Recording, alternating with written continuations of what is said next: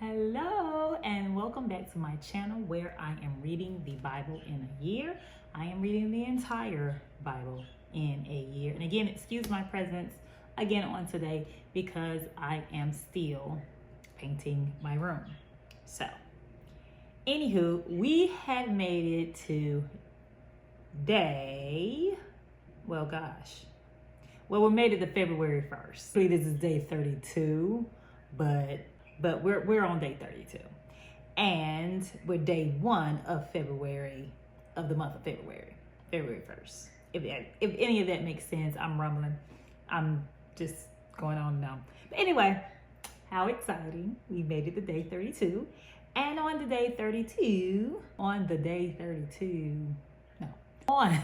today, we will be reading from Luke 23, 1 through 25, Genesis 41, and Psalms 32.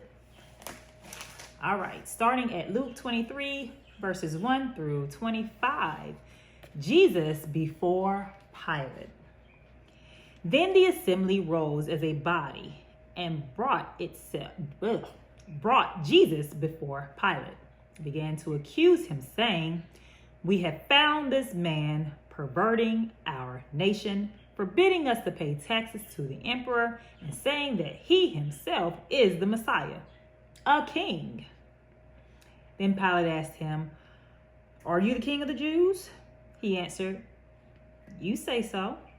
Then Pilate said to the chief priests and the crowds, "I find no basis for an accusation against this man." But they were insistent and said, "He stirs up the people by teaching throughout all of Judea, from Galilee, where he began, even to this place." Jesus before Herod. When Pilate heard this, he asked whether the man was Galilean. And when he learned that he was under Herod's jurisdiction, he sent him off to Herod, who was himself in Jerusalem at that time. When Herod saw Jesus, he was very glad, for he had been wanting to see him for a long time, because he had heard about him and was hoping to see him perform some sign. He questioned him at some length, but Jesus gave him no answer. The chief priests and the scribes stood by, vehemently accusing him. Even Herod with his soldiers treated him with contempt and mocked him. Then he put an elegant robe on him and sent him back to Pilate. That same day, Herod and Pilate became friends with each other. Before this, they had been enemies. Gosh, they can become friends on one subject. Jesus sentenced to death. Pilate then called together the chief priests, the leaders, and the people, and said to them, "You brought me this man as one who was perverting the people. And here I have examined him in your presence, and have not found this man guilty of any of your charges against him. Neither has Herod, for he sent him back to us. Indeed, he has done nothing to deserve death. I will therefore have him flogged and release him." Then they all shouted out together, "Away with this fellow! Release Barabbas."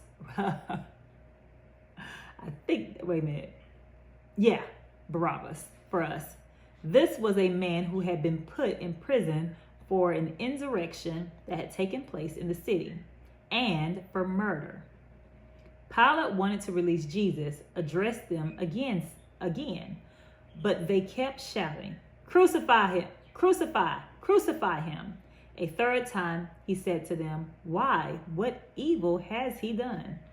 I have found him no ground for the sentence of death. I will therefore have him flogged and then release him." But they kept urgently demanding with loud shouts that he should be crucified, and their voices prevailed. So Pilate gave his verdict that their demands should be granted.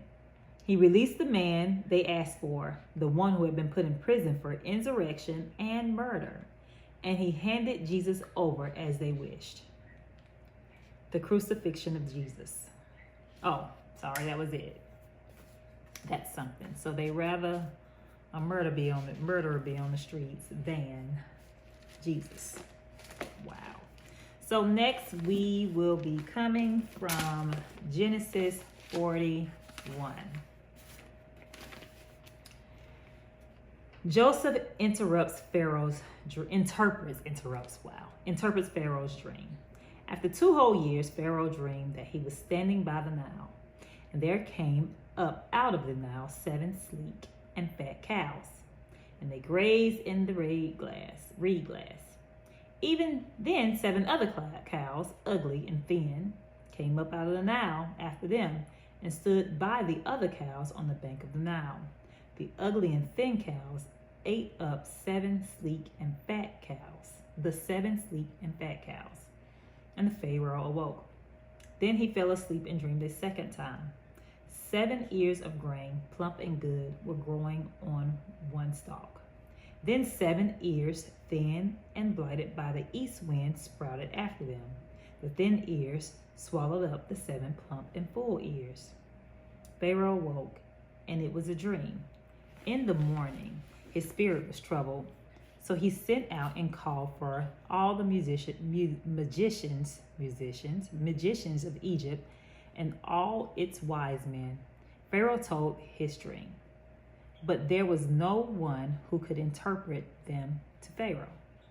Then the chief cupbearer said to Pharaoh, I remember my thoughts today.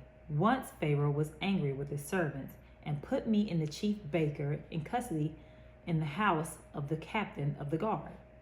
We dreamed on the same night, he and I, each having a dream with its own meaning. A young Hebrew was there with us, a servant of the captain of the guard. When we told him, he interpreted our dreams to us, giving an interpretation to each according to his dream. As he interpreted us, so it turned out I was restored to my office and the baker was hanged. Then Pharaoh sent for Joseph, and he was hurriedly brought out of the dungeon. When he had shaved himself and changed his clothes, he came in before Pharaoh. And Pharaoh said to Joseph, I have had a dream, and there was no one who could interpret it.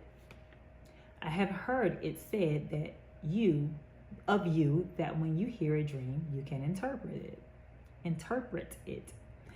Joseph answered Pharaoh, it is not I. God will give Pharaoh a favorable answer. Then Pharaoh said to Joseph, in my dream, I was standing on the banks of the Nile, and 7 cows, fat and sleek, came up out of the Nile and fed in the reed grass. Then 7 other cows came after them, poor, very ugly and thin. Never had I seen such ugly ones in all the land of Egypt. The thin and ugly cows ate up the first 7 fat cows.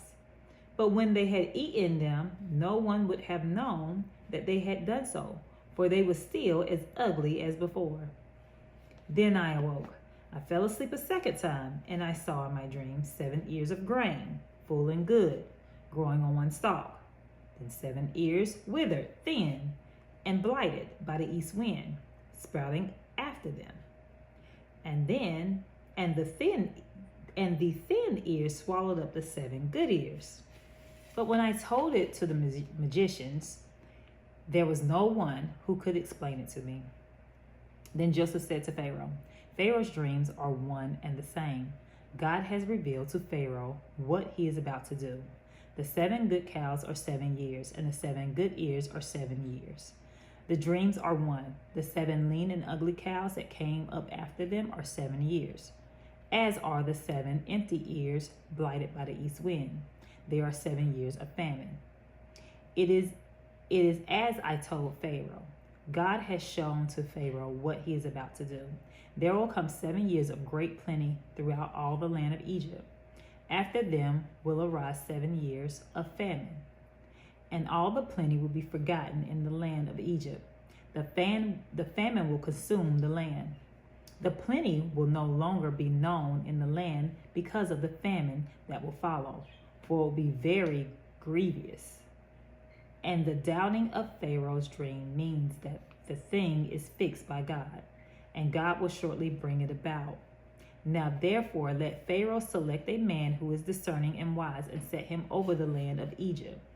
Let Pharaoh proceed to appoint overseers over the land and take 1/5 of the produce of the land of Egypt during the 7 plenteous years. Let them gather all the food of these good years that are coming, and lay up grain under the authority of Pharaoh after food in the cities, and let them keep it. That food shall be reversed for the land against the 7 years of famine that are to befall the land of Egypt, so that the land may not perish through the famine. Joseph's rise to power. The proposal pleased Pharaoh and all his servants. Pharaoh said to his servants, "Can we find anyone else like this, one in whom is the Spirit of God?"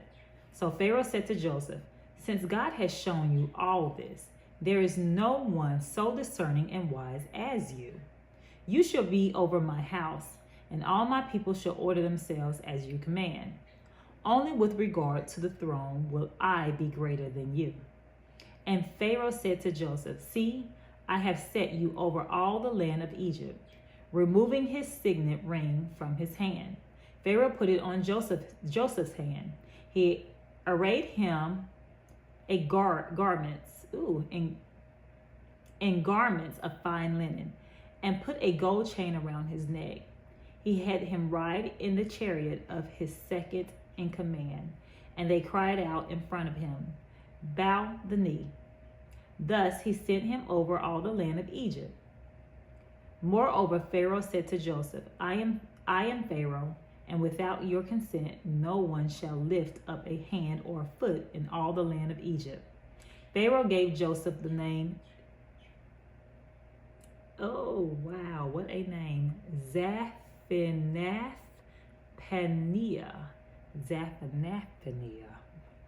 And he gave him Asenath, daughter of Potiphera, priest of On, and his wife as his wife. Thus Joseph gained authority over the land of Egypt. Joseph was 30 years old when he entered the service of Pharaoh, king of Egypt. And Joseph went out from the presence of Pharaoh and went through all the land of Egypt. During the 7 plenteous years the earth produced abundantly. He gathered up all the food of the 7 years when there was plenty, and in the land of Egypt, and stored up food in the cities. He stored up in every city the food from the fields around. So Joseph stored up grain in such abundance, like the sand of the sea, that he stopped measuring it. It was beyond measure. Before the years of famine came, Joseph had 2 sons, whom Asenath, daughter of Potiphera, priest of On, bore to him. Joseph named the firstborn Manasseh, for he said, "God has made me forget all my hardship in all my father's house." The second one he named Ephraim, for God has made me fruitful in the land of my misfortunes. The 7 years of plenty that prevailed in the land of Egypt came to an end, and the 7 years of famine began to come in, just as Joseph had said. There was a famine in every country, but throughout the land of Egypt there was bread. When all the land of Egypt was famished, the people cried to Pharaoh for bread. Pharaoh said to the Egyptians, "Go to Joseph. What he says to you, do." And since the famine had spread over all the land, Joseph opened all the storehouses and sold to the Egyptians. For the famine was severe in the land of Egypt. Moreover, all the world came to Joseph in Egypt to buy grain, because the famine became severe throughout the world. All right, and now we will read Psalms 32. We will read Psalms 32. The joy of forgiveness of David, a maskil. Happy are those whose transgression is forgiven, whose sin is covered. Happy are those to whom the Lord imputes no iniquity, and in whose spirit there is no deceit.